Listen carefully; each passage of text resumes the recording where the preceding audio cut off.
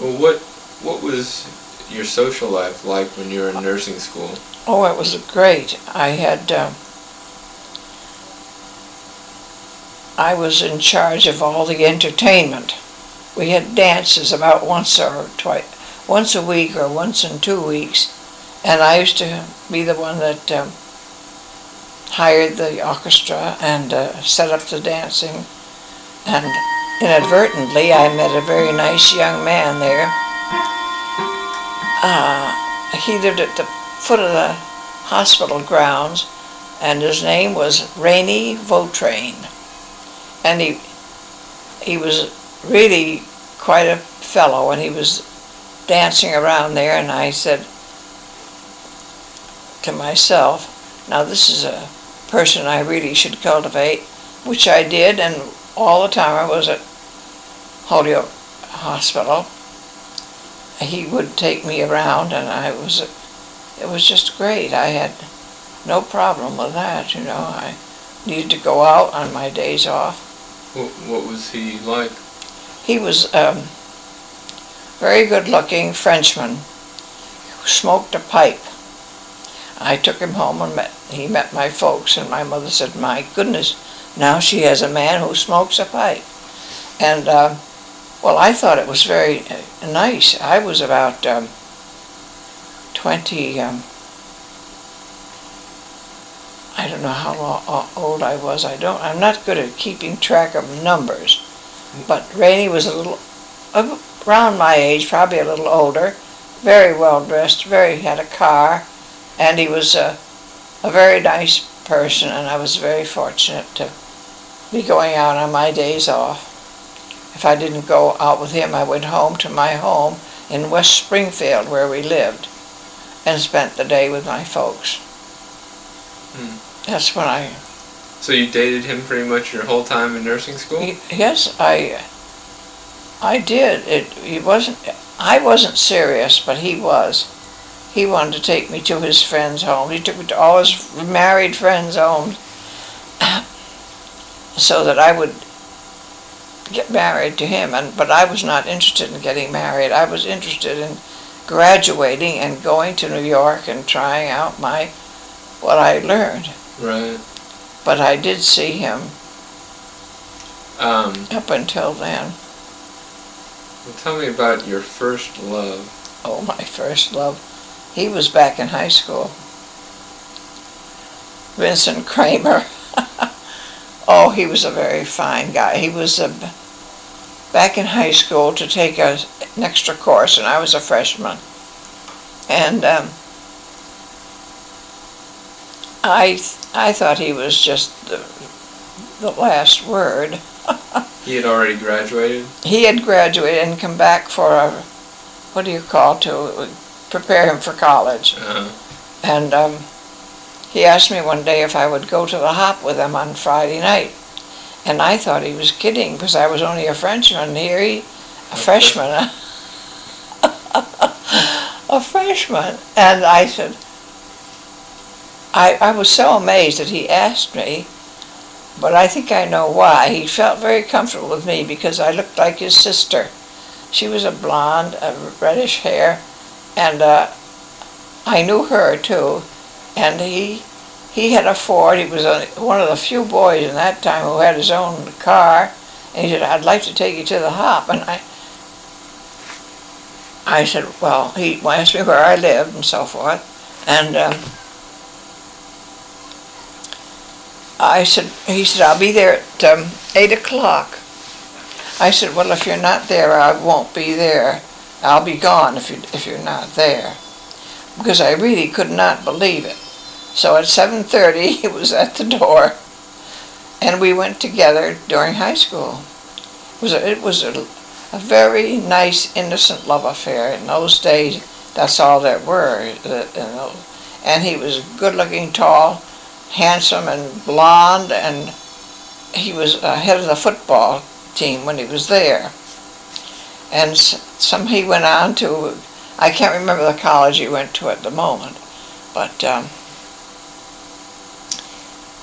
he learned to be an architect, and we we met after we both graduated, and it was nice seeing him, but I was no longer interested. In the first place, he was Catholic, and his mother wanted him to teach me the catechism, and I didn't think I was up to changing my religion. I was a Protestant, and that really didn't bother me because I eventually did marry a Catholic. But he was I had wonderful men in my life. That's all I can say. So you dated Vincent your whole time through high school? So yes, it doesn't seem possible that he was there 3 years. It was 3-year high school, you say? Right. Isn't it? Yeah. Well, I can't remember definitely. I used to see him even when he went to college. He used to come back and visit me when I was still in high school, I guess. That's how it was. And I was very fond of him. He was a very fine guy. Vincent Kramer. I'll never forget him. But he did marry somebody else, which was all right with me because I was not interested in getting married. so now, let's jump ahead to, you graduated from nursing school. Yes. What did your parents think when you finally graduated from nursing school? My mother was delighted, and she always knew I would, but my father had said that it was not anything for me to be taking up nursing because only tough girls went to be a nurse. And he said, anyway, you're not strong enough to be a nurse. You're a delicate type, and it's going to be too hard for you. But my aunt, Alice, who I'm named for, encouraged my father to let me go. She said, it's the best thing in the world. She doesn't want to just go out and do any old thing. Let her go in training. So that's what happened. I went in training and graduated and went right to, did I say this before? I went right to New York City and joined my mother at a friend's house and got a job and started right out. So you moved in with your mother's friend? Oh, no, I only stayed, she went back home, but I stayed in New York and lived at a place right near the hospital. I was at Park West Hospital in New York. Where is that? New York City, 79th Street and Amsterdam Avenue. And I had a very good friend who went to work there at the same time, and we lived at a hotel just practically across the street from the hospital, and we shared a bathroom. She had her room and I had mine, and we were great friends. Irma, I can't remember her last name, but that's when I met my husband, you know. She said one day, we're going to a fraternity dance this afternoon, and I said, I'm not going out, I'm going to rest because I have to work. And she said, well, I think you ought to come. This is a very nice fellow. And she said, I'm going to bring him anyway, so you better be dressed when I come. I said, yes, you'll probably bring some strange-looking guy, and you have this handsome boy you're going with. And she says, no, you'll like him. So they arrived, and here she was with this very nice Jewish boy. And he was a very smart and lovely guy, and he also was going, naturally, I think he knew the fraternity, he had something to do with the fraternity. And we went there, and while I was there, it was so crowded, everybody was dancing, hardly any place to sit. Somebody nudged me, and I fell into somebody's lap, and I was getting up out of his lap, and he said, oh, that's all right, stay here. And but I didn't. I said, let's dance. And he said, I'd like to take you out to dinner. And I said, well, I'm with somebody. I can't go out to dinner with you tonight. He said, I'll call on another phone and repeat this offer. He said, you can tell him you have to work, because I had thought in the beginning that I would have to work, but I didn't. And I said, no, I couldn't do that. I don't think that's right. I came with him and I should go home with him. He said, well, you can go home with him and then I'll pick you up later and take you out to dinner. He was very insistent, and I thought he was very positive in every way. So when the phone rang, he was on the other end from another phone in the house, and he said, how about a dinner tonight? And I said, well, I told him where I lived, and I thought maybe it would be all right to do. But in the meantime, I made a date with this nice Jewish fellow, whose name I've forgotten, to go and see Fred and Adela Astaire, their last day on Broadway. Right now I can't think of the name of the play, but it was a big success.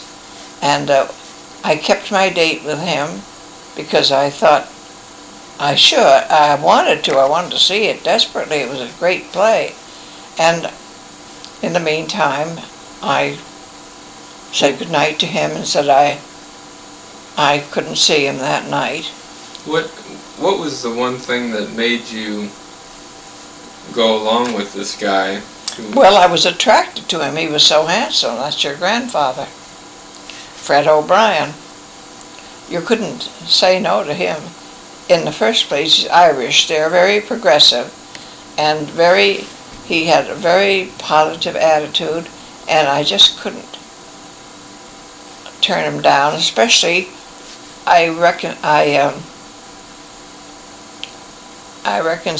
my thoughts with this other boy, and as long as I was going out with him during the week to this play, I thought I had every right to do what I wanted to do in this case.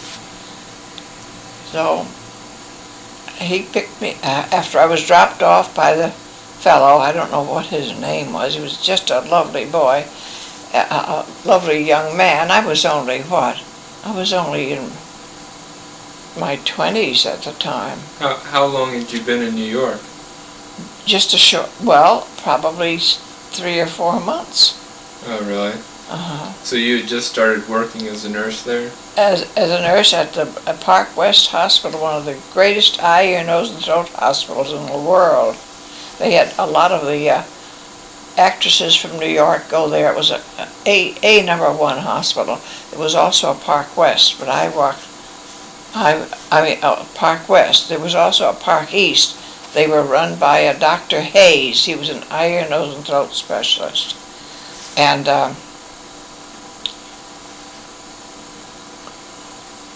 now where do I go from here? I forgot where I left off. Well, he comes to pick you up. Fred came to pick me up, and we went to a lovely place to eat. And as I sat across the way from him, his blue eyes and his handsome face and his perfect etiquette, he was a well brought up fellow. People had money, and he was well educated. However, he didn't have much of a job. He had a job in construction. And he said that the second time we went out, he asked me to marry him. Being a little innocent from Massachusetts, I didn't realize that one of the nicest ways to propose to anybody was, I'd like you to be the mother of my children. I thought that was the greatest thing to have said to me. And I married him after 4 months. He had a lovely home, lovely parents, lovely sisters, and a lovely brother, Bill. And